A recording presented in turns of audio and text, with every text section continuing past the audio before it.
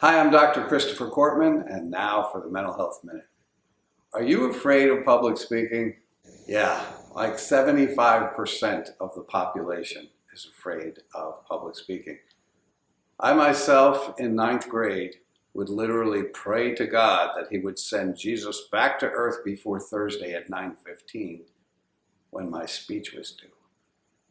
I've come a long way since then, and now it's one of my very favorite things to do in life. But I want to give you some tips on what helped me. I remember in graduate school being told, try to imagine the audience in their underwear.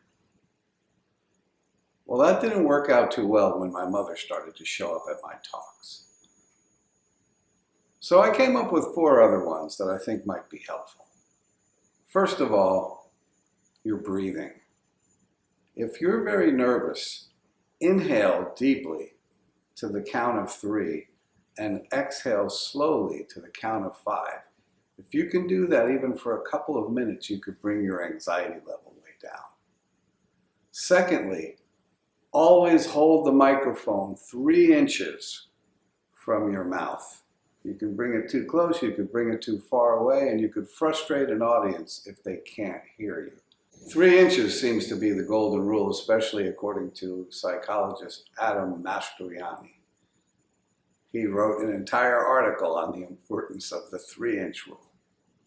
Thirdly, one thing that worked for me, beginning any talk with a question to the audience that they had the opportunity to participate right from the beginning, made me feel so much better because it took the focus off of me for a moment, put it back on the audience.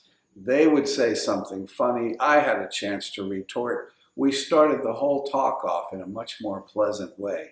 The anxiety in the room just sort of dissolved as a result of starting that off, which could have been, so what's your best definition of stress? Or why do most people come for therapy? Or whatever it was I was talking about, and the audience would participate, and we're off to a good start.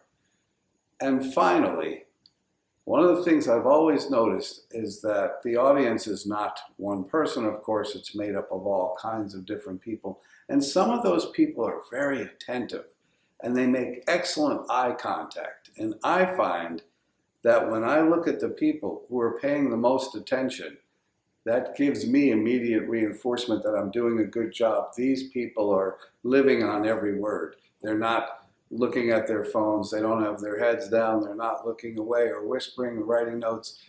Pay attention to the ones who are paying attention to you.